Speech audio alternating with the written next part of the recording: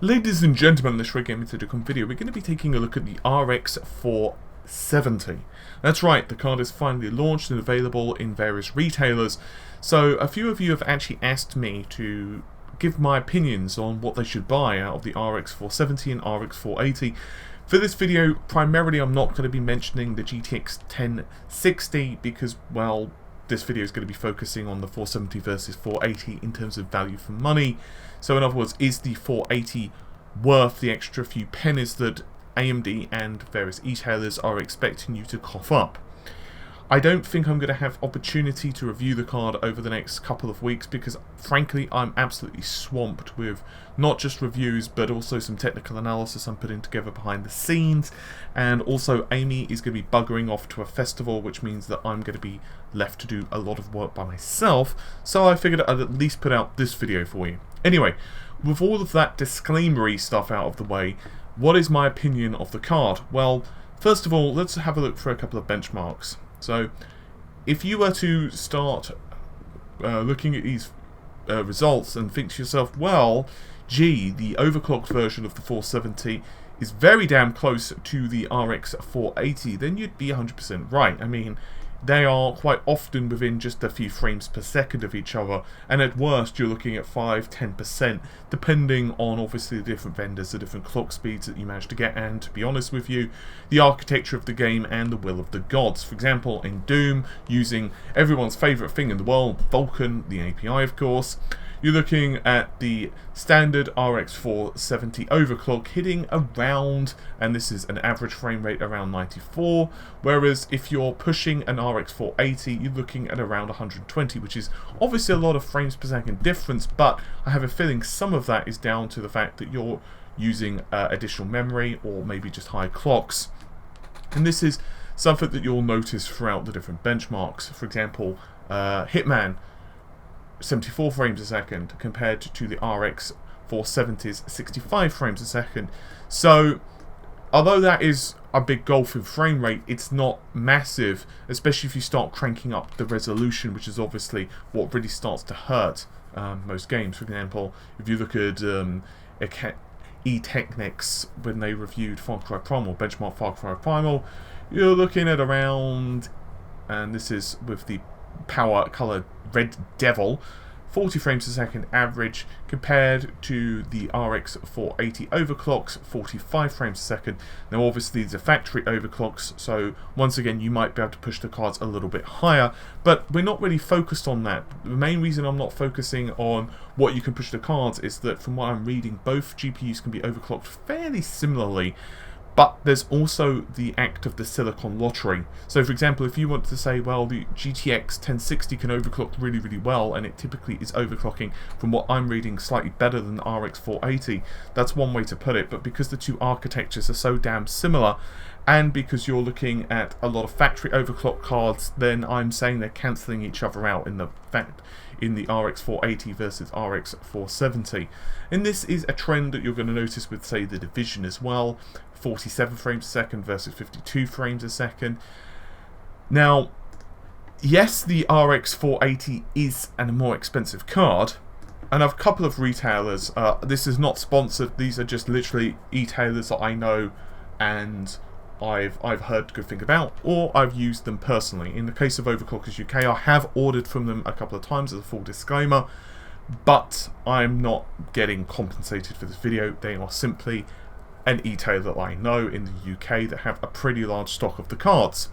So for example, you can get the RX 470 4GB model for 165 Great British Pounds, whereas on the other hand you can get the 480, same very similar model, you know, standard coolers, for around the 200 200 Great British Pound mark. Obviously, if you wanted to go with the 8GB variants of the card, you're going to pay more money, or you can do the thing of trying to unlock the GPUs, which I've not super looked into if I'm honest, but I believe certain vendors have a very high success rate. But as I said, I'd encourage you to check that out yourself. On Newegg, very much a similar situation in terms of pricing. It's around the same prices, around $200 US, for the RX 470, whereas if you're pushing the RX 480 for the 4GB models, it's around the $240 pricing.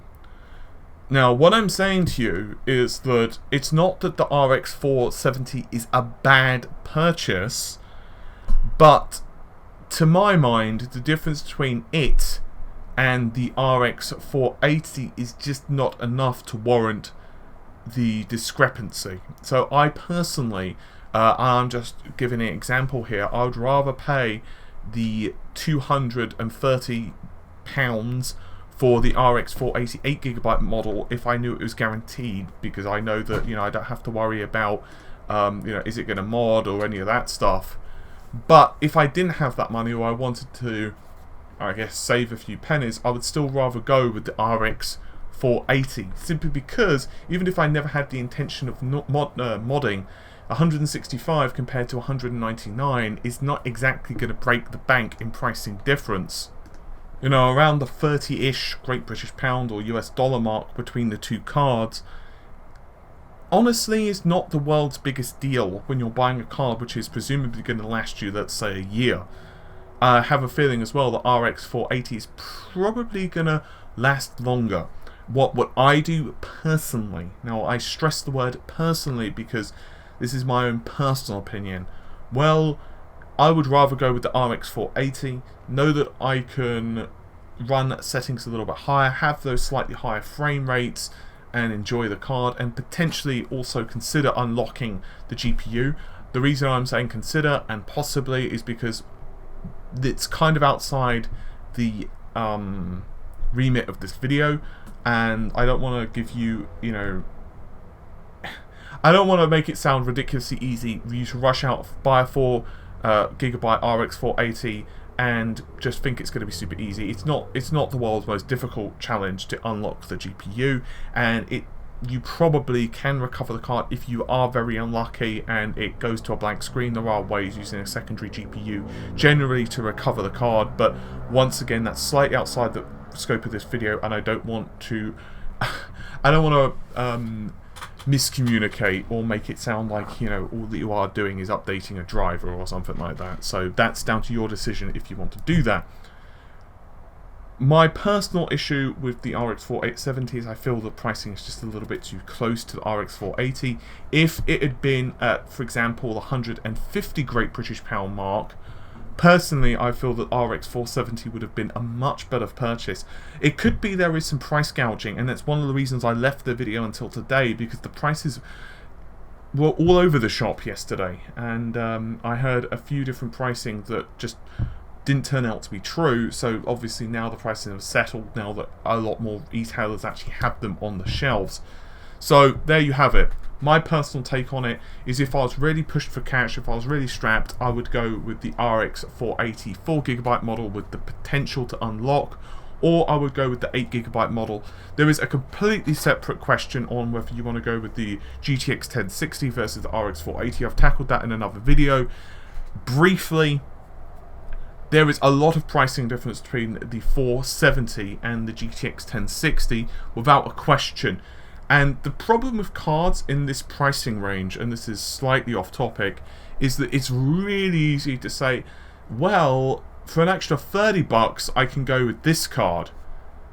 And then you look at that card, and then you look at another one, and then you think, well, gee, for an extra like $25 I can go with this card, which gives me an extra like 15% performance. I'd be silly not to spend that extra $25. Wait a minute, there's like this custom card which has like got another, I don't know, 120 megahertz on top, and that's guaranteed, and that's only like an extra $25 on top of the other $25. I mean, I'm already spending, and then before you know it, a £200 or $200 or whatever it is in your currency GPU suddenly ends up to be like a $380 card, because then by the time you keep adding these extra bits on, you've gone from what was essentially going to be an RX 470 all the way to buying a bloody GTX 1070.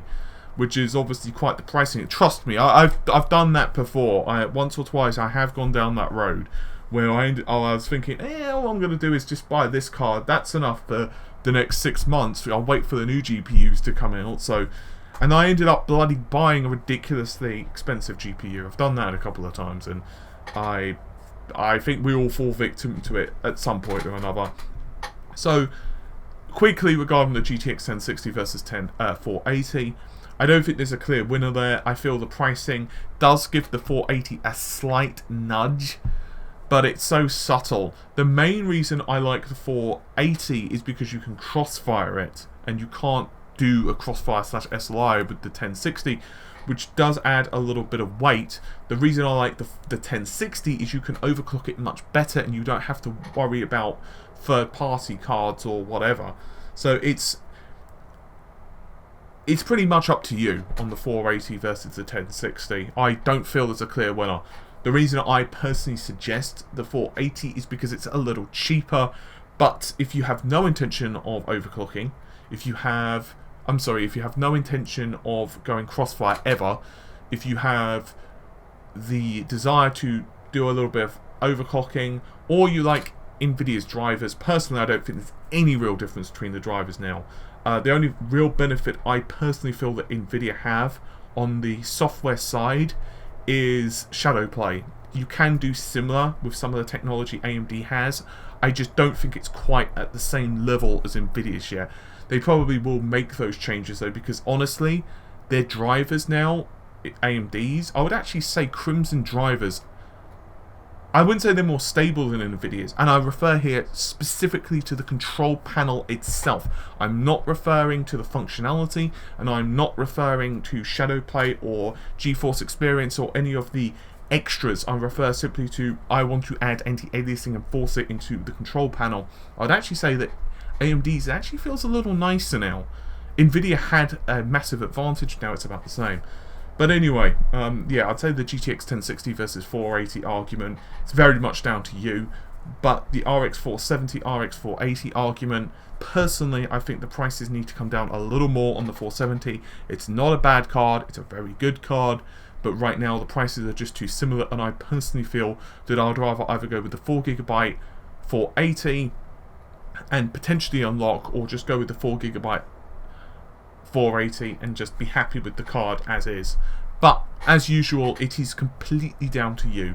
There is one other potential possibility. Do check eBay right now for various cards in both NVIDIA's and AMD's lineup. The 980s, the 970s, the 390s, the 380Xs, and a couple of other cards are really good value for money. And as you've seen, doubtlessly through various graphs and whatever, these cards are very much like not much better than those previous generations. So if you can get a good deal on them, especially for folks who, let's say, had SLI 970s and maybe now shuffling to the 1070 SLI or whatever they're doing, you can get some good deals. And so do scour the eBays and what have you if that's the route you want to go. But if you're buying new, then obviously in this pricing range you've got the 470, the 480 and the GTX 1060. Anyway, I think I've talked way too much on this topic. Hopefully you've enjoyed the video. Take care of yourselves. Bye for now.